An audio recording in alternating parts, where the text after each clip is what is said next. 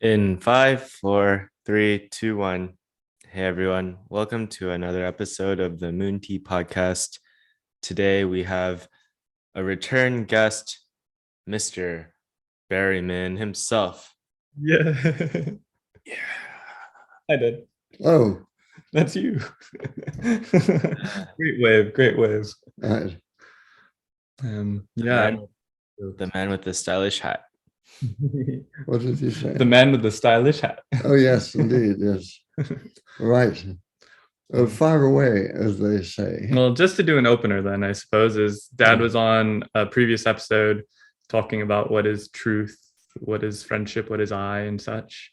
And a lot of the curiosity, you know, different types of governmental structures, philosophies of that. And overall, something that I at least have grown up with is having Dad talk many hind legs off of donkeys to others, and I kind of have listened in growing up on these types of conversations.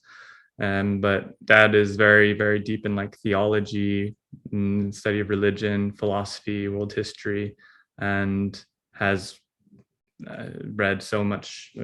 For example, one book that Dad was currently reading for fun was The Catholic Art That Saved the Faith or something. And then there's a book that I'm now reading called God, a biography by Jack Miles, which is an actual take on just Old Testament or possible ways in which religion has developed and or the figure of God and our belief system as God as a Euro-Western centric influenced society in America, at least, and how that has possibly influenced the ways in which we act in this world, even though our current millennial and above or younger generations and such are lacking or going forth without or not believing anymore in a higher power or a God of sorts. And whether that is right or wrong, that's not the point. But the point about this is, you know, what is religion? What is Christianity, Catholicism, Old Testament, Judaism, Middle Eastern traditions, Indo-European traditions, Southeast Asian traditions, Buddhism traditions, etc. So how does all of that come together? Well, yes. Dad's the perfect person to kind of like hop in on. Shakespeare's always talking about the infinite variety of man. You know, you've just given a long string of things in which, you know, through the ages and through the spreading across at the moment, simply the earth, who knows what the future will bring. It's our curiosity really is behind everything, and a lot of things are not only unseen but sort of unfathomable, aren't they? Yeah. So religion and not politics. Politics seems to be pretty positive, but religion is a combination of the natural and the supernatural, and it's hard to tell, you know, whether one's conjectures about the reality, which is beyond the physical reality, how real it is. So that's why you get a multiplicity of religions, don't you? Really, or lack of them, as the case may be. People want answers for things. Yeah.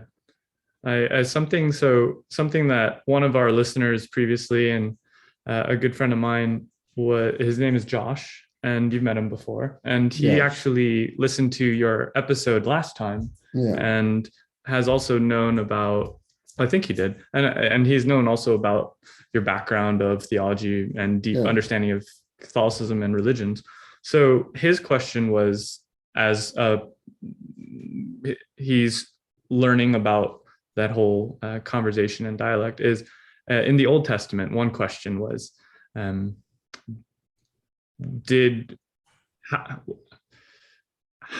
is every word true? What is your thoughts on the Garden of Eden type or Genesis? Yes. My thoughts about it varied from just positively taking everything for granted to being puzzled about it all. But basically, I think one keeps on saying with regard to one's looking at lots of things, but particularly scripture, which is our word for the Old Testament, New Testament, is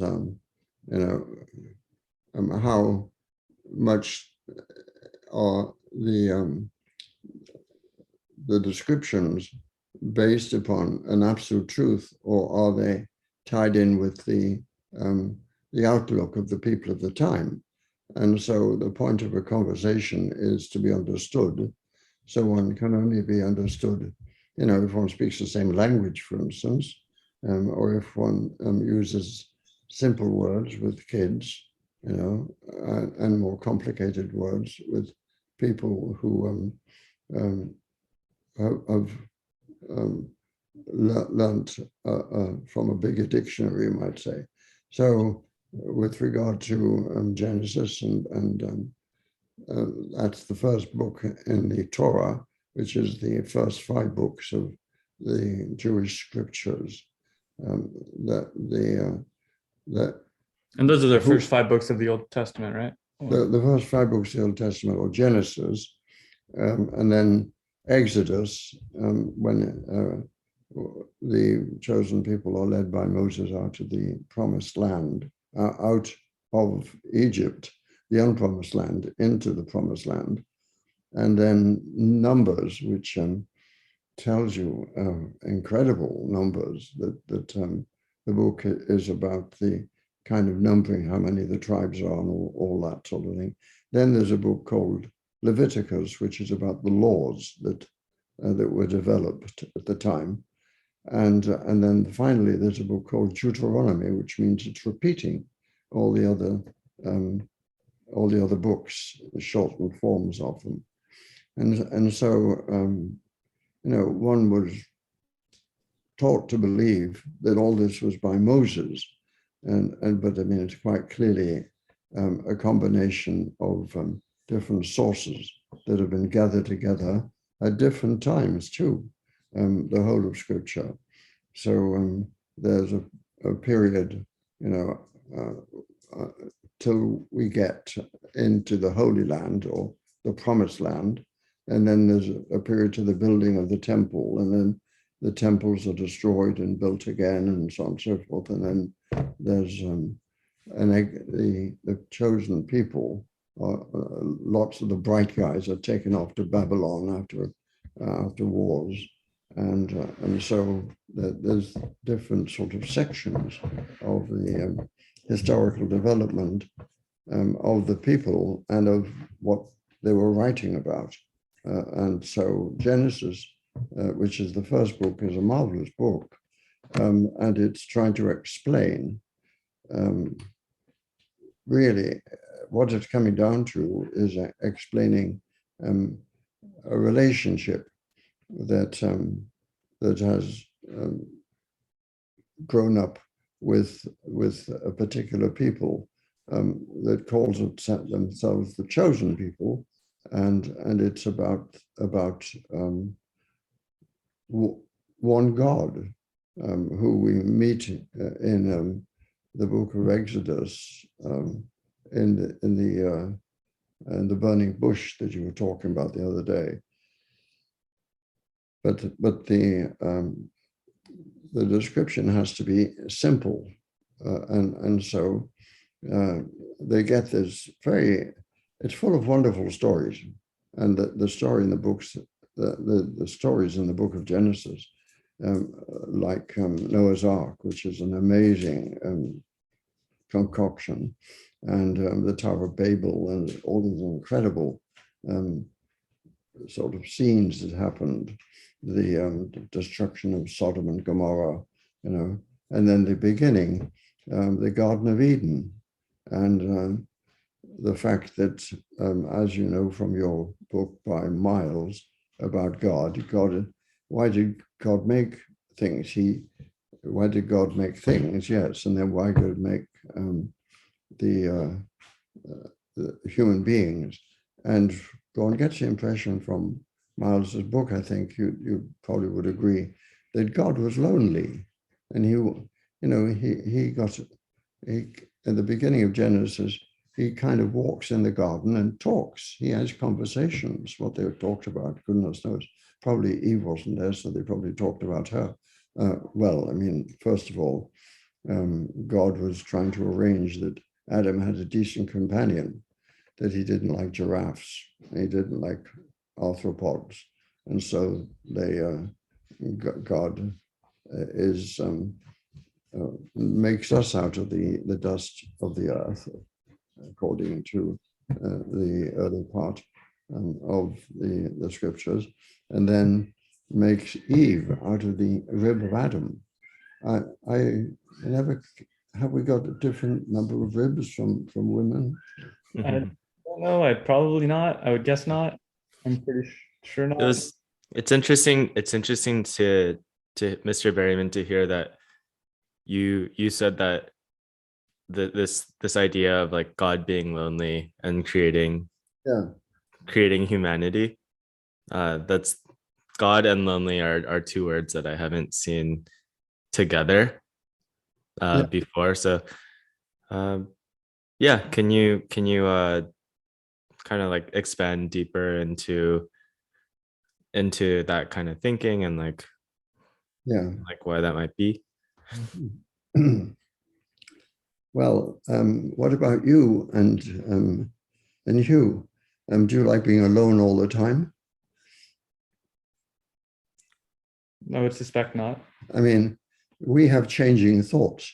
And one of the things we like about life is exchanging thoughts with other people, either by arguing with them or teaching them or learning from them, and so communication is something that is a very large part of our hopefully of our conscious life and of our happy life.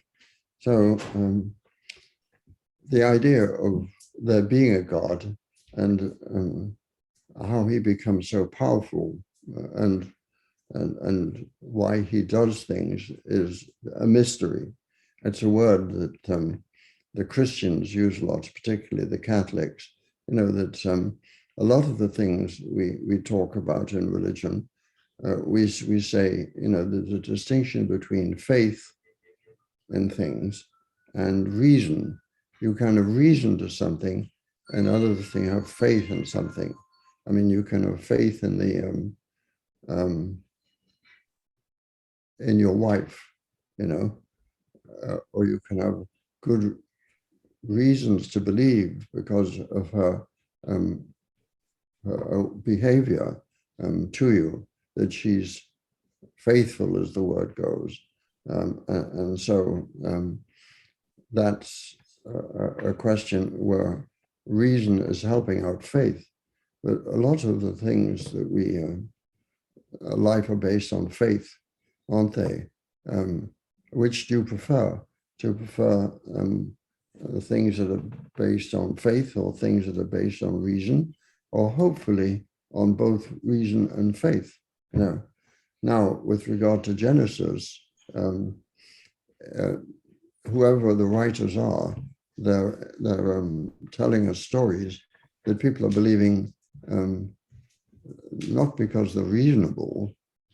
Like Noah's Ark is the most unreasonable thing in the world. I have a question there from Josh. Yeah, that he wants to ask as well, but keep going.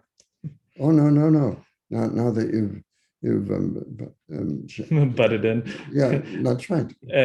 So one of the questions that Josh asked me, and I gave my own perspective of that answer that I once asked you in the exact same way, was, do you think that the way I asked it probably was like, did Noah's Ark, did the world really flood? And was he the only one that ever survived? And everything came from that?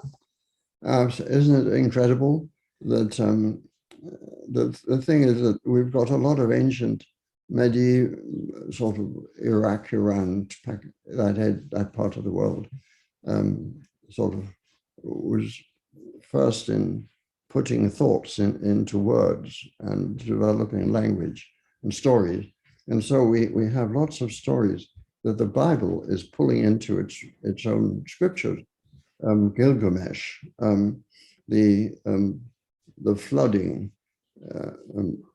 comes in the stories about Gilgamesh and other great heroes or protagonists and so on. So with regard to the flood, there seems to have been, Iraq and Iran, the Tigris and Euphrates, there were memories of great floods that covered all the land, as they said.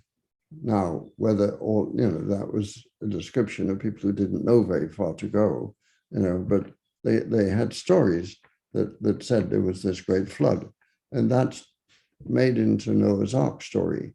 If you look at the logistics of it, this old man and his 3 kids are the only good ones. Why didn't Noah, instead of building his ark to save himself, why didn't he go around being a missionary and trying to make people better, instead of agreeing with God, they're all bad, we should destroy them. This whole business, as Miles is going to talk out, is God is a bit inhuman. He seems very angry. And angry all the I remember time. reading, yeah. And in the Old Testament, at least. Yeah, and who's to blame? He made us. We have lots of very interesting episodes in the scriptures where they bring in the idea of a potter, and the potter's making pots, and he makes pots that are beautiful, or he makes them bad. It's the potter who does it. The poor little pot can't say, no. Well, maybe it can. I should have made myself better. Yeah, why wasn't I made better? Why isn't Lillian a much nicer pot than I am? And why is Hugh such a desperate pot? Whereas Julia is a marvelous pot. But back to Noah. Get back to Noah. So there he is. Poor old Noah is supposed to be sending one of his sons on, presumably to collect all the birds of the air. Another, fortunately, hadn't to deal with the fish, and then had to get all these animals. And then they had to work out places where they could store all the different foods they have, and presumably keep the sort of the carnivorous animals from the ones who just take vegetables, very popular today, I imagine. And so it's a weird story, that how big did it have to be, and there's 2 stories, actually. One said they're going 2 by 2, and they're going by 7s. They're better going by 7s because when eventually they get out, to please God, Noah starts sacrificing people. If there are only 2 of them, you're not going to get very far, are you? Sad relationship. Yeah. So it's the point is that now you asked the sort of question about, is every word true? Now, to me, that's like a poem where it's describing the beauty of something. It's not literally true. It's describing a feeling, trying to please, trying to show what is not possibly shown properly. So you exaggerate. You say, her smile is like the moon breaking through the clouds, or whatever these wonderful poetical things are. So the Bible is, one has to work out the different genre in the Bible. Is it an epic story? Is it a lyric story? Is it prose? Is it poetry? Is it meant to be a myth? Is it meant to be is it meant to be a description of fact, and so on and so forth? And so we are scholars these days are much more critical of the scriptures. They're not saying they're wrong. They're saying we've got to understand, what particular genre is that is being described here. Now, I don't know, what would you think about the Tower of Babel? The fact is that human beings, the whole business of language, of course, is incredibly interesting. how we've got all these different national languages. How did it start? So it's an explanation, the Tower of Babel, but it's also tied in with the kind of arrogance of man. We've got to, man's always, God isn't pleased with man. He destroys the tower, which is reaching up to heaven, apparently. The whole business of heaven.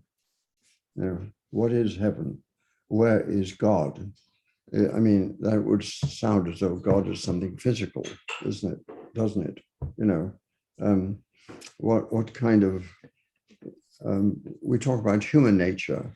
What that book's sort of describing the evolving nature of God, isn't it? So that's interesting. The Jewish scriptures are, focusing on this relationship that they've got with God. First of all, the interesting thing is that that after Moses discovers God in the burning bush, then he's their God, and he helps them out of Egypt and the rest of it, and he destroys all the idols and so on and so forth. At the same time, various scriptures saying God created all the world and he wants to save all the world and so on and so forth. So are we to sort of take that the main readings say God is very exclusive, or is God inclusive? Does God like the other guys that, or is he just killing their ideas of the false gods they've got? And most of the scriptures are talking about their God is superior to the other gods. It's not the only God. He's the best God. And whether is he good or not, he's sort of apparently good to the Jews, but he's often punishing them. They always talk about human relations. It's a silly father that doesn't punish the children. Punishing the children in the proper way is good for them. Well, you bring up an interesting question there, which is, is if God, right? Like, what's the first book of this? The first line was, I really liked it. So it's, the image and the original, that God created mankind, male and female, in his own image is a matter of faith. That our forebears strove for centuries to perfect themselves in the image of their God is a matter of historical fact. And I think that's so fascinating, that line. Those two lines, actually, two sentences. But how in fact? But then God killed off a lot of people, right? That said, if God created man, why would it not be beneficial and like helping others to grow rather than just knock them off? Those are maybe too hard of questions to have asked right now, but I just always found these to be fun questions. Well, no, that brings us back to the fact that important that those scriptures are tied into the understanding of the people at that particular time. And so the eye for an eye and a tooth for a tooth is something that seemed to make sense at the time. But it's a kind of justice now, but turning the other cheek and all that New Testament stuff. Is that just rhetoric, or is it meant to be taken literally? Well, this is another question that I think segues this, is a lot of people believe that Old Testament and New Testament and or other books that are divinely inspired are word for word like throughputs from God. Like God wrote through their fingers at the hand of whatever they wrote with. And if that's the case, how could God have made a mistake? How could God write wrong? And how could wrong be incorrect? And like, why would God do that to be killing off people? So that's the initial question into a number of other ones, I suppose. Yeah. Well, that could be sort of fished around in all kinds of different ways. The goal is to get to the hypostatic union, because that's the word that I want to learn more about. But well, that's first of all, we can we're sort of, I'm a firm Catholic, but a Christian. Catholics and Christians are the same thing. It's just we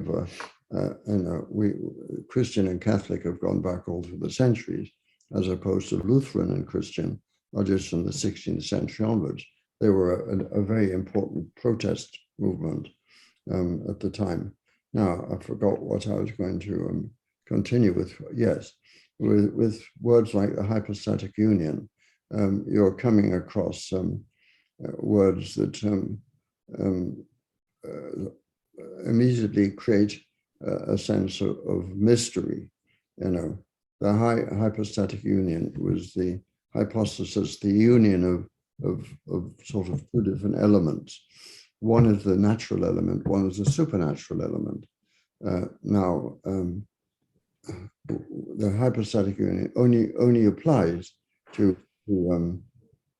Christ. It applies to Christ in his totality as man and God. So the hypostatic union, as you know, is two natures in one person. And so you have three persons, which is a mystery again in the Trinity, Father, Son, and Holy Spirit, and how they're kind of, they're known by their actions, apparently.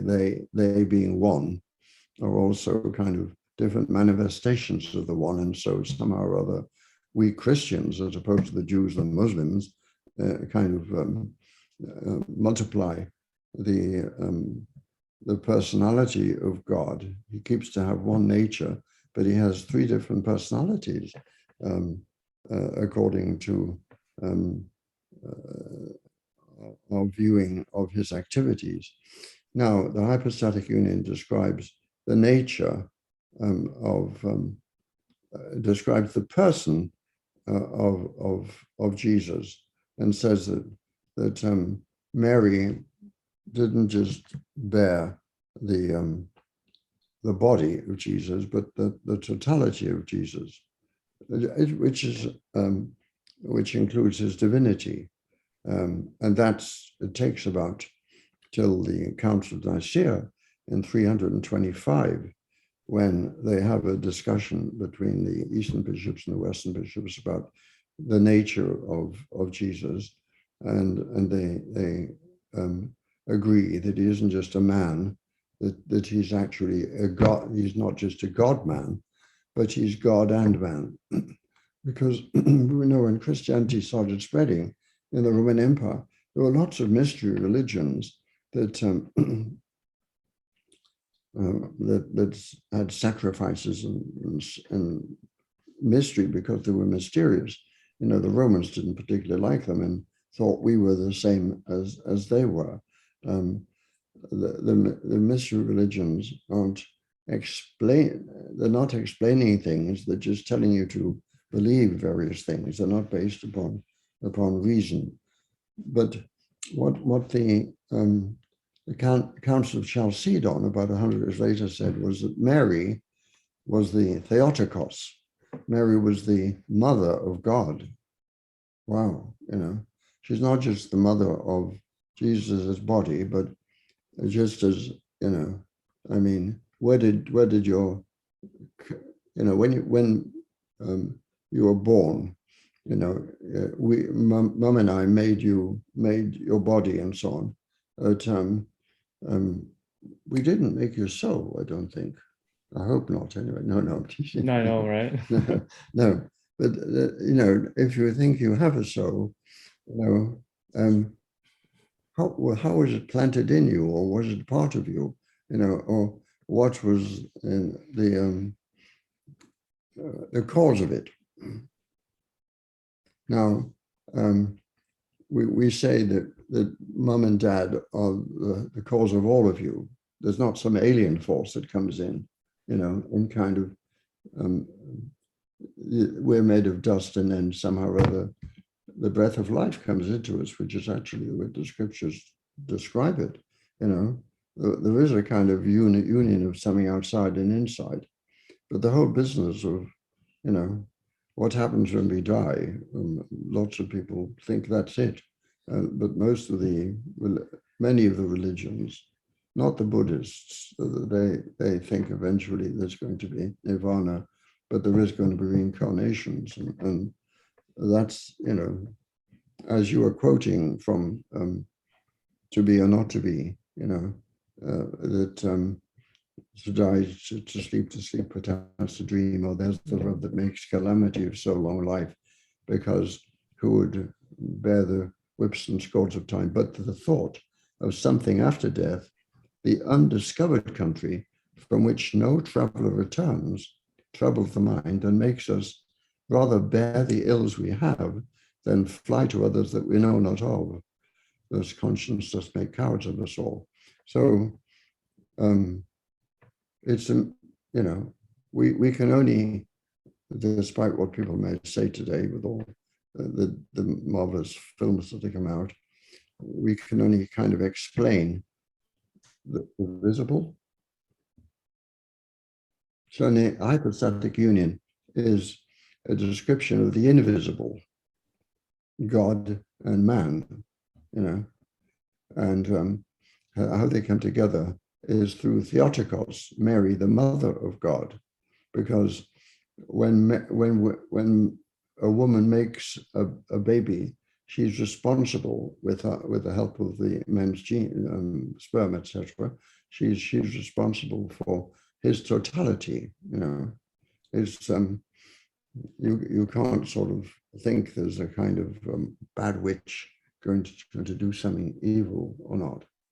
And so I don't know whether that's enlightened you about the hypostatic union, but it's a mystery, and it's about the fact that in the person of Jesus, which they say that's what Mary creates. Mary creates the person. Mummy creates the person. You're a person, and all that that's included in person is, as we consider, body and soul. Now the soul, that's really very interesting. When we receive communion, they say we receive the body, blood, soul, and divinity of Jesus Christ, who's God and man. And people argued about that and broke into new religions as a result of it. So I'm babbling on here about some mysterious things. So I don't know whether Josh has helped or puzzled even more. But the hypostatic union, what have you gathered? What do you think it could be? How much can you unravel of the mystery, which is the hypostatic union? And why were you interested in from the very beginning?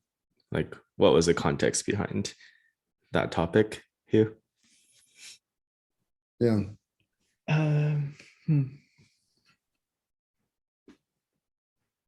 Let's see. So, hypostatic union, I've heard here and there for a while from Dad, but I never deep dived, and I'm trying to understand more about things, I guess. Not a very good, eloquent answer there. So something that is coming up for me, right, is that there are many incredibly beautiful, kind and caring, compassionate, healthy, in many, many regards, religions out there other than Christianity and Catholicism, right? Absolutely.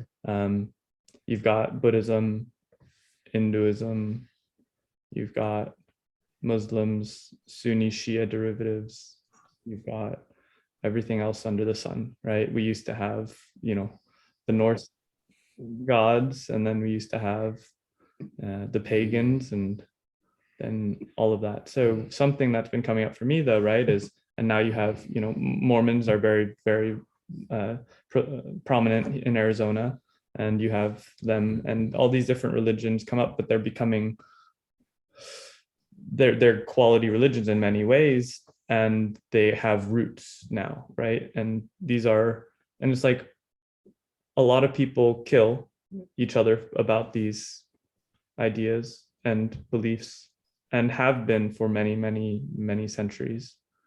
And the Crusades, the Christians were one of the worst, right? And then the thing about the hypostatic union, to me, it's hard for me to fathom, right, is one, and one day we can get more into it, but virgin birth, first and foremost, is a very difficult thing for someone like myself to wrap my mind around. Secondly, the hypostatic union regarding a person, a man that I now believe was real, Jesus, right? Was he truly of two natures? Was he truly both God and man from the get-go, and this fully enlightened being? And with that being the case, okay, there are routes to learn more about. The thing about that is you can't argue against that not being possible, right? Like, in time and in history, we don't have DNA samples, we don't have testing, we don't have the ability to prove or disprove truly for fact 2,000 plus years ago now, right? And the same thing though is, so I totally understand how this religion is incredible, and I personally was baptized into it at birth without even a say. Is that even okay, that I didn't have a say? But maybe that's a good thing. But just, I'm learning about my identity, who I am, and what influenced who I am. But then now I'm learning, about Muslims and Muhammad and the Prophet, and how, the Old Testament is acknowledged. You've got the Quran, and then we've got, like kun fayakun sayings, which are beautiful sayings and passages. And what year was it that Muhammad was divinely inspired and had Well, it was a period of years, but he's just after 700, so we know all of these things from the Quran, which is a series of writings that were done by his disciples on palm leaves and things like that, and scribbled down. He himself didn't write, but they created the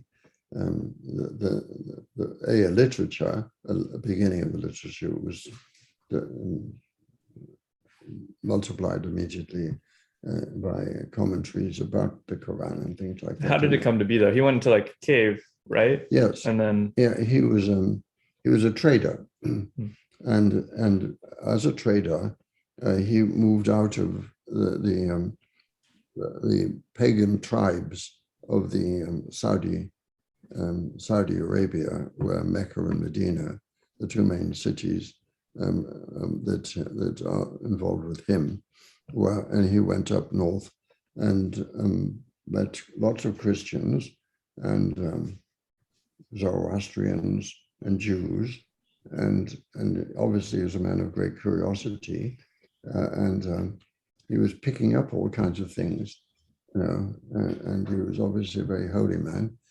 And he came back from his trading and took time off, and kind of meditated, apparently.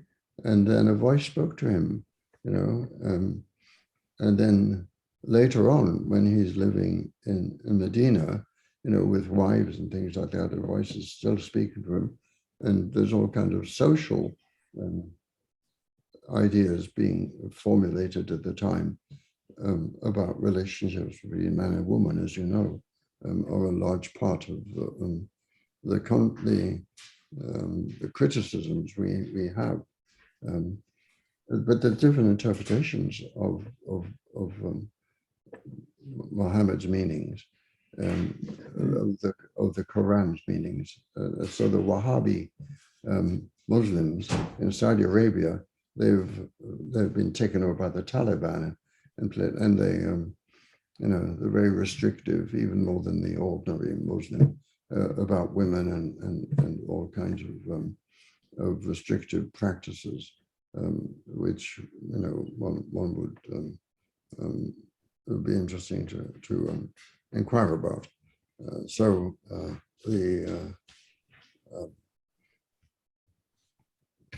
Muhammad was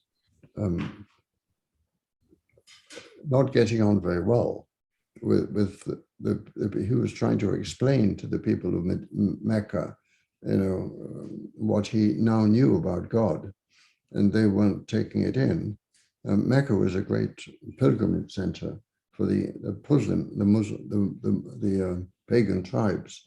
At that time, they got together because they had this strange black rock that seems to be. Yeah, I was just looking at that a photo of Mecca. It's centered and everyone congregates around, and it's incredible. Yeah, it's beautiful. If you can make a pilgrimage to Mecca, that's one of the things that the good Muslim wants to do in his lifetime, and walk around the rock. There's millions walking around that rock. It's, and then they go out and throw stones at the devil and do all kinds of things that, customs that are acquired. Anyway, some of his people who were listening to him went to Medina, and Medina is probably about 120 miles away or so on. It's a very good trading city, and they have 5 tribes, and 3 of them were Jewish actually, and they're squabbling among themselves. And so they asked Muhammad to come from there around about 722, I think, which is considered the first year of when they're counting. The Jews go back to 9 o'clock in the morning on a Monday, 4,004 years before Christ. And the Muslims, which is another question I want to ask you about. The Muslims start at 722, and we start with, in St. Luke's Gospel, Luke is sort of pinning down when Jesus was born by talking about who was in charge here and who was in charge then. So historians are putting that all together. Yeah, but doesn't that one also come down to which calendar was being used too? Like the Roman calendar, the Julian. Wait, what are the calendars? They're all using their own calendar. Yeah, and if they had. Yeah, I've always wondered about that. It's like, how do you track down the date X thousand years ago, if that was the case, when people were living for hundreds plus years in the Old Testament? And what calendar and dating and time system were they using, and when did we actually have the Roman calendar established? Yeah, well, the Pontifex Maximus in the Roman arrangement of committees and powers, the Pontifex, the priest Maximus, the great priest, Julius Caesar, besides all the other things he grabbed, was the Pontifex Maximus. And while he was the high priest, they were in charge of kind of dating and things. And that's when he worked out, the Julian calendar, which then was changed in the Council of Trent in the 16th century by Pope Gregory into the Gregorian calendar, which is the one we follow. The Catholics followed the Gregorian calendar, and the English in various German principalities, they kept the old Julian calendar. So there was, there was about 11 days difference by this time. They're pretty accurate in their working out, the way the sun and the moon and everything was going around, creating years and things, but they were a little bit off, so that they had to have a leap year put in eventually and all that kind of thing. So yes, each country had its own dating system, and then they overlapped. The people in Palestine, they would have the Jewish calendar, and also the Julian calendar as well, and other countries would have too. But it would take, people have got to work out, what days correspond with what days in another calendar are. We all agree, there are 24 hours in a day. And an hour is arbitrary, but there's daylight time. It's divided. We've just come through with the equinox or something, the 20th of March, the beginning.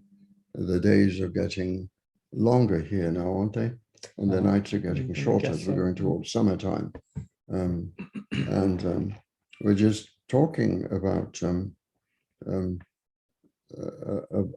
daylight saving time, and how arbitrary all that is, and what purpose it's got, and whether it's useful. Like the second, the minute, the hour, arbitrary. The day, not arbitrary, sun and moon, and then the seasons. The month is seasonal. It's got and the rotation of the earth around the sun, right? Like that makes sense. But yeah, it's interesting when I first heard that, I was like, a week why? A week is arbitrary. Yeah, why 7 days in a week, right? Yeah. And did God rest on the seventh day? Like, okay, cool. So interesting. Mm. Yeah. Well, fiddle away. But basically, to answer your question, John, those are kind of things that I'm trying to. That I'm not struggling, but I'm just trying to learn more about, puzzling through regarding, people basically, I think everyone, it's fair to say, as we all come of age and grow and mature, always ask why, or is this really real? Is this true? What's the real root of it? Or if we don't, then I hope we do, and try to get to the roots and understand our history, or else we were ignorant. And so with that, I was kind of asking the question of what is the root basis of what I was born into, Catholicism, but then is that even real or true or right? Or is it the only rightness? Because what is it? John 14:6, I am the way, the truth, and light, and only through me can you get through to the kingdom of heaven. And I once talked to a gentleman who's a very, non-denominational Christian, and he's just like, yeah, everyone else isn't going to make it if you're not a Christian. And I'm like, are you serious? Like my ancestors are Buddhist. My ancestors, and so all of this type of so there's a word Dad once told me when I was a kid that I thought always stuck with me, was being an ecumenical, and what means open to other faiths beside your own. And so with that, also understanding like and I work with a lot of really incredible people who are Muslim and believe in Islam and such, and so what is the true root of Muhammad, and where did this Quran come from? And is it really real, true, right, wrong? Does that mean that its truth causes Catholicism's truth to be wrong, or vice versa? And these are like things that are continually happening, right? And just the fact, to me at least, the thing I'm coming is basically there's inarguables. You can't prove or disprove. There's like the Genesis block of the New Testament, the Genesis block of Islam, right? You'd say Islam, right? Instead of Muslim, like the Genesis block. Yeah. And then you have like other Genesis blocks everywhere. And yeah, it's just very curious to me, but I also think I need to be, because also a real question, right? Is religion in any of the forms we've talked about, is it healthy? Is it good? Why do we need it? Should people even believe in it now? What was the reason for religion in the first place, and or was there a first place? Why did we do it? The Peruvians, when I was in Peru, there was an incredible culture where they had these priests or shamans or whatnot that tie their head up and they grow their heads up, and that shows their like elevated status in the that religion world. And they needed to water their plants and their farms and their village, and the only way they could get scaled community, craft community, building meaningful careers. But on the community side, how did they scale community back in those days with this irrigation system? So they had to have everyone believe in the same belief structure, which we didn't have state a separation of state and church yet, right? And so how do you create these structures to bring people up in a good way that are kids? How do you give moral structures? What is right and wrong? Sure, some things might be antiquated, but should it be deprecated and thrown away and thrown out? Like, or is there actual truth in it? And is that what history is? And is there any way for us to really know if it's true or not true? Or is agnosticism the only way to live now? I don't know. Well, history is your opinion. Basically, intelligent people working things out and interpreting. It's an interpretation. They always say that history is the history of the conqueror, not the ordinary. Back to your quoting from St. John in chapter we created the chapters, by the way. They didn't have chapters until about the 16th century. And the interesting thing is, the Bible means sort of a series of books. I mean, they didn't have books, they had scrolls, So, all these different scrolls. Now we have all these things together. But getting back to John, in a lot of the chapters, you have one or two sentences which talk about the universality of God's saving grace to everyone. It's not just, you get, every knee shall bow there, and that's it's counted, but most Christians don't take much notice that actually God had a nice attitude towards everybody he created. I mean, it says at the beginning of Genesis, every time, God saw that it was good. Every day, God saw that it was good. God saw that it was good. So everything that God did was good, but it doesn't seem to work out. In fact, as Miles is very interestingly pointing out to you in that particular book. So one of the things is, every knee shall bow. Does that have a kind of time limit and a space limit on salvation? And there was a lot of time before Jesus. There's a lot of places now that he's not really known about, and not taught about, even if he is known about in general. How real and scary. I mean, it's a very scary statement to me, as far as the world's concerned. Wow, how did I know this? How am I going to be condemned if I didn't know I was supposed to bow and kneel? And so people might even take the idea of having to kneel literally, So you have, and then people will go to be prepared to die for a text like that, and I always kind of had an unconscious, being very forgiving type, that everybody has a chance for salvation. And the Catholic Church gets away with it by saying, if you knew about it, if you knew you were supposed to kneel, you would. What if your life is conformed to doing good as you see it? Then if you knew that this was a necessity, then the rest of your life is doing good and obeying what is best. So this is what we would do if we knew about it.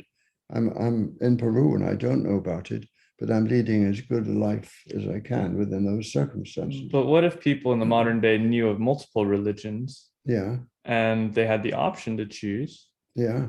And they didn't choose Catholicism. Yeah. Well, it didn't make as much sense to them as other religions did. Yeah, and is in this case, as you were saying, the escape card that was used? Yeah. Does this? Yeah. Do other people still suffer, and because they now know of it? Yeah. As you were saying, the Vatican said once they didn't know of it. So if people do know what the Catholic religion is espousing, like, and they choose other religions and or are grown up in other religions and come from other religions, and that's our identity and culture, and there's beauty and truth and history in those, like I think the meaning that I was taking from what I've been saying is that you do what you think is good. You have been given alternatives, and you do know that people say every knee shall bow, but you are making a critical judgment about it, and you feel that the way you behaved or the way that you want to behave is the correct one, and you don't have to. Even if you deny it, that could still be considered to be, if it was done out of good faith, with the best meaning in the world, that would be okay. At least I think that's how I was when I was critical like you about that particular question years ago. Would be the answer that was given to me. I love that. I have one final follow-up question, and then I'm sure we're running low on time now, and we're coming to the end of this episode. But John, if you had anything, also throw in something as well, and then we'll wrap it up. But the one thing I wanted to segue at that very end point was something you just taught me about, actually about 2 months ago, was, what was it? It was faith, something, and charity. Faith, hope, and charity. Faith, hope, and charity. Yeah. And what was the meaning behind that? And I thought that was a beautiful thing. Right. Charity meaning love, and that's caritas. Ubi caritas et amo, ibi Deus est. Ubi caritas et amo. Where there is charity and love, there God is a sort of nice hymn. St. Paul, who's writing letters to churches that he's not founded always, but has contact with, is responsible for that saying, that we have faith, hope, and charity, but the final one is charity. So as far as belief's concerned, and being a Christian and then dying, is while we're alive, we have faith, which is the base for our hope, which is for our future life, presumably. But when we get to our future life, it'll be a life of bliss, and instead of disliking people, we'll have an affection for them all. We'll have chats. We don't need faith anymore, because we see face to face the God and heaven or whatever is there. And hope, we don't have to hope anymore because we're there. So, but now we're there, we're actually able to activate in the best possible way charity. So there's faith that there is a heaven in a sense, and maybe as Sartre said, hell is other people, maybe heaven is other people and heaven is on earth, right? And then with faith comes the faith that there is the ability to have a heaven, and then hope is that we can attain and or create and or cultivate and grow into it. And charity is once in it, hopefully if in it, and knowing if one's in it, to be able to give, grow, expand, and be open to everyone. You don't have to hope anymore because you're there. And that's what love is. You don't have to have faith anymore because you can see it. I have faith he'll keep his promise and he'll be there at 11 o'clock. And there at 1 minute to 11, you're there, And then you can exercise charity. You've met the person, you're there, and you can show your love and affection. So does that make sense? Faith, hope, and charity. I love that. Yeah. Paul did a good job there. Anywho, yeah, and I mean, then there's St. Thomas Aquinas and everything we can go into more. But with that, John, do you have anything, or shall we be wrapping this up soon? Poor John. There was a topic earlier about like people who never hear about Christianity and like what do we do about them, and lot of people have talked about it, but I just want to say that's why Mormons baptize dead people, to address that question. And yeah, and then regarding the last topic, I hope to be at a place where I feel charitable and hopeful. It's like a very nice and simple way of thinking about these like life stages. So yeah, thanks for sharing that. That's it for me. Great. Nice seeing you again. And yeah, good seeing you as well, Mr. Berryman. It's a bright idea the two of you had, led by you, John, I think, to have these podcasts. It's a tough business getting people, and so you eventually have to scrape in the ashes and get people like me along. I think if we're approaching it as a business, I think we're doing a really bad job. But if we look at it as a creative endeavor, then that makes it more interesting and something fun to work on. One has to, is it true? One has to make mistakes before one succeeds. Try again. Yeah, it's we're getting there. Yeah. I think it's been a really good journey so far. I know. Thanks for coming on last minute. I know. Oh yeah. Love that. We didn't just get on. He's like, oh, you need to stand in. Here we go. What am I? My afternoon siesta. I know you can go take a nap after this. Well, but with that, and John always asks this question, and it might as well keep the tradition alive. What's that? We do it every time. Any parting thoughts? Is there anything? Oh, my part. Or yeah. Words of wisdom, parting thoughts. Oh, wow. The idea of a kind of a few words that sum up sort of one is what one should say to people. I think that chacun son goût, everyone to his own taste, is something to keep in mind. One shouldn't be too dictatorial about the way we think about things. And just as we've seen, there are many religions, so there's many different people that we meet. And I think we've got the right to choose our friends very carefully, that we